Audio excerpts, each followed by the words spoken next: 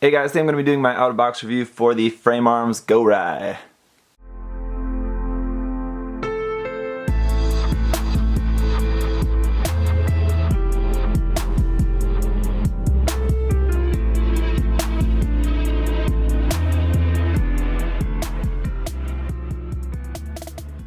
So finally, my first real full-on Frame Arms review. I've taken a look at a couple Frame Arms things, but never a really full kit, so this is going to be interesting. Yeah, I had a fun time building this. It's very interesting because the frame was already pre-built, but if you guys saw the unboxing, that was not exactly a good thing. If you guys saw when I first took it out of the box and then just moving it, my initial reaction as soon as I started trying to move around that pre-built frame was that it was really loose and janky, and yeah, that definitely proved to be the case when putting the kit together, but I'll talk more about that here in a bit. It was definitely fun and interesting to just have a kind of different style build where I've got the frame already built and I'm just basically just adding the armor and stuff onto it. I guess that may sort of seem like it's kind of similar to building an RG, but it was still not quite like that because RGs have a ton of really tiny parts and things like that. They're much more complicated. This kit is really not all that complicated. I mean, if you guys, again, so if you saw in the unboxing, there's not really all that much in terms of parts for it. So, I mean, that's fine. I think it looks really cool. A lot of really cool details on there and a lot of really nice angles. I just kind of really like the design of this one overall. It's very just sharp, angular. A lot of people have pointed out too that it has a kind of similar shape and look to it to the Lotto from Gundam Unicorn. Yeah, it's definitely got some similarities, of course, the kind of general shape, the colors are in the really dark color, kind of very just militaristic look to it, and of course it has the tank treads on it as well. So overall, cool kit. There is some few things that I'm a little bit disappointed with this kit, but overall it's a really, really positive experience. So let me talk to you guys a little bit about the articulation. And one thing that was very difficult about this, so like I mentioned about the frame just being really janky, the worst point for sure was around here in the thigh, so all the frame that's inside the thigh here, and then actually where that connects onto the waist as well. When I would move this, all that frame in there would just crumble inside of there. So what I actually had to do before, or just earlier today, this morning, I had the kit all totally snapped. I just took all this apart, and then I actually just started gluing bits of the frame. Wherever I could glue the frame parts together without hindering the articulation, I glued it, because yeah, there was just no way that I was going to get through this review and doing any sort of handling or posing the kit without that just exploding in my hands. So the frame all around here, this section has all been glued. Everywhere else, we'll see how it goes. I imagine I'll probably need to be gluing some more stuff later whenever I get around to painting and finishing the build. But at least for now, for the review, I just worried about that with those kind of the worst part. So again, no stickers for this kit, so no sticker or anything for the camera lens on this. I'm fine with that. I do, however, wish that it would have come with some waterside decals, at least a couple. Now, to be fair, there's no decals shown on it here, like on the manual, but if we look at the box art here, the box art has some really cool markings on it. I guess this is just the artwork for the kit, but at least if we would have had just maybe, I mean, that's a really small waterside decal sheet, just 1, 2, 3, 4, 5, 6, 7, 8 little decals. I mean, even these little white squares on there and on the front of the arms maybe could have gone without those. Just these 1, 2, 3, 4 decals would have really been nice to have. I guess 5, counting the one there on the chest as well, and maybe the little tiny one there on the forehead. But my point is, just a really small decal sheet would have really been nice for this kit. Would have definitely made it that much better. But granted, that's a small mistake. I think worst comes to worst, I could probably scan that box or just make a layout of those decals myself. Again, I haven't checked online to see if there are official decals available for the kit, but it would be good to know, I guess. Alright, so the head moves up to there, down to there, just standard head articulation, I guess, as you would expect pretty much. The shoulder joint will swing back and forth, as you can see there, but it doesn't really come out. That's just pulling the arm off the peg there, so up and down, though, is going to be kind of a little bit movement there. In general, the arm is really only going to be able to go up to, I think here before it's coming up there like that, but that's kind of like pulling the arm actually off the peg there a little bit. So you can get it up 90 degrees like that, perpendicular, but it's not really going to be going up that much all that well. The shoulder armor here moves on its own, but it's really, really tight because it's connected straight onto the frame there. The arm, of course, is going to rotate, double joint in the elbow, but of course, due to the bulky armor around there, you're not really going to get much more than 90 degrees. Have this little part here fall off. Kind of weird bits here on the side of the shoulder armor. It kind of looks like it's supposed to be like a little claw on the side of the shoulder or something, but yeah, I might end up just like doing without those little bits later or something, because they look kind of just odd. Anyway, but those are there. You can see the shoulder armor is not symmetrical. This side has this extra bit added onto the top of there. Aren't really going to be a lot of seam lines on the kit, really, for the most part, but one I will point out is on the top of this part here, that part that you add onto the top. Big seam line right there on the top. Seam lines on the side of the cannon there and on the cannon barrel itself. There's seams, and there's a couple of seam lines around the kit, but overall not really all that many. The wrist is, there is a joint here.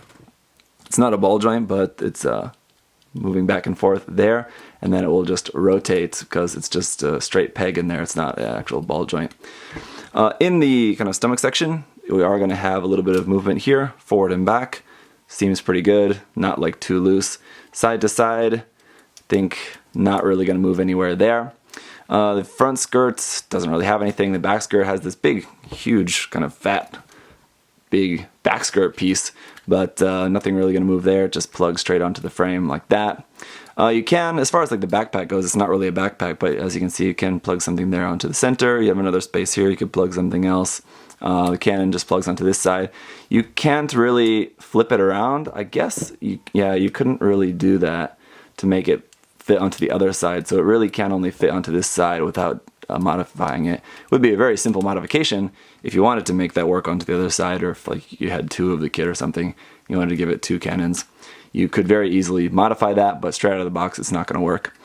Down here in the hips, they're going to just move forward and back, side to side. I'm going to move about that wide, not all that wide, but I think it's going to be good enough. Move that up. Alright, that came off the hip, but that's fine, we'll leave it off for now. This is going to move very far, right? Really nice double joint there in the knee. You can see that knee armor moves separately there like that. Here on the front, this little bit moves. Actually, this whole part here on the front moves, and then this little thing here as well. Ankle will move side to side like so. Up underneath the foot, you have a little bit of detail there, not too much. Kind of got the Heely shoes here, which actually are quite the craze here in Korea. You have kids going around all over the place. I think those were like popular in America like 10 years ago, and for some reason they're popular here in Korea now again. The feet will move forward very far, back to about there before they're kind of starting to run into the tank treads there on the back. Tank treads on the back actually work quite well when they're just not in use. They can just stick up like that, and they're just kind of, the connection is just kind of sandwiched between the armor there on the back of the leg. You can fold that down like so, and yeah, looks pretty convincing. I think as convincing as it's going to be as far as like tank treads on the back of a leg of a mecha. But that is pretty much it for the articulation and everything. Obviously the colors of the kit are going to be maybe a little bit boring for some. It's very utilitarian, just brown and a little bit of black and gray here and there. So I think doing some painting on this, I mean, even if you are going to paint in these colors, I think these colors work perfectly fine. But of course, it's going to be a little bit more interesting if you can give it a little bit more. I guess we could talk about the articulation of the cannon, but not really too much to talk about. It just moves up and down like that. That's all there is to it. Nothing really else that thing is going to be able to do. In terms of accessories, this is kind of another one of my small complaints about the kit. The accessories that the kit comes with are good, because on the kit you can see we've got the closed fist there. We have a set of those. We also have a set of open hands. Very nice. If you built any of the Frame Arms kits, I think they all come with pretty much the exact same hands. Open hands here, and then a set of holding hands, so left and right holding hands as well. Now the only thing that this kit actually has to hold is this combat knife. So it's very simple, just knife like this, but it's very sharp. One thing that Kotobukiya is known for is their really sharp molding, and I don't mean like sharp as in like blades, but like very precise. And so when they want to have like really sharp edges, they actually mold them very well. So just for a demonstration here, you can see it can cut the paper quite well here with this thing. So it's not like as sharp as a real knife blade, but it definitely is sharp. You aren't going to want to poke your finger with that. And then we have this little connection piece which you can use to attach this onto the kit. It just fits in there just by friction. So again, unfortunately, if you're going to want to like be painting this, probably going to be scratching paint if you're going to be taking that in and out of the connector more than once or twice. So that's unfortunate, but I guess I don't really know how else they would do that. It's supposed to connect here onto the side of the leg like so. Works pretty well. Of course, you could connect it here onto the side of the arm. Personally, I think I kind of like it here up on the shoulder, so I'll probably like just drill a hole there in the middle of the shoulder, attach it up onto there or something, but we'll see how it goes. You can pretty much put it anywhere, but there are a few hard points here and there already on the kit where you could store that if you want. So yeah, like I said, I do kind of have a sort of complaint about this kit. I already mentioned about just the frame was a little bit kind of annoying, but I mean, it just takes a little bit of glue, not really that big of a deal. There's a couple seam lines here and there. The color scheme might seem a little bit boring to some people, I suppose. But for me, what I wish that this kit had was another weapon. A rifle. I really think that this kit needs a rifle. And again, that's just totally personal preference. I mean, it's got the cannon on the back, it's got the combat knife, so I think that's probably enough. I mean, that seems kind of alright and maybe fitting, but it just really screams like it just needs like a really cool like assault rifle, I think. So gonna have to see what I can do about that. Obviously, Kotobukiya makes a lot of different weapon option parts and things like that that you can get. I actually think I have one actually already in my stash there that would actually probably work quite well for this kit, so I'll have to maybe try that out. In Kotobukiya's MSG, Model Support Goods line, they have a lot of really cool weapons in there.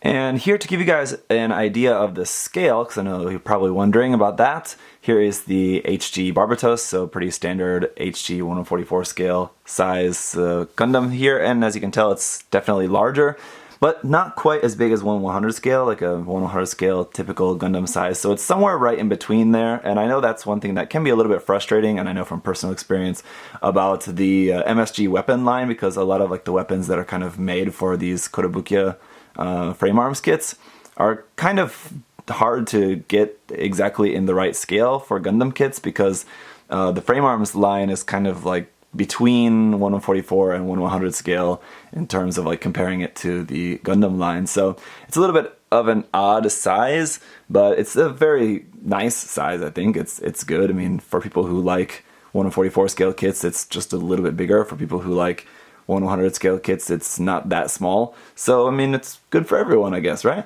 So that is just about going to do it for this review, guys. Hopefully that has been helpful if you guys are interested in seeing what these frame arm kits are all about. Of course, Kotobukiya makes quite a lot of these different frame arms kits, and there's quite a wide range of style of them too. Of course, there's like the more like realistic, militaristic ones, sort of like this, and then there are ones that are much more fantastic, I guess you could say would be a word for that, or much more different. Anyway, so check them out. Yeah, I mean, I have a couple more. I'm looking forward to checking them out. So now this one was definitely a fun experience, snapping up this kit. Looking forward to painting this.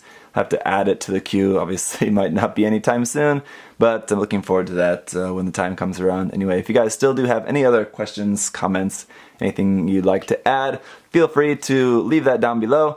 Thank you guys as always for watching, and see you guys next time. Bye bye!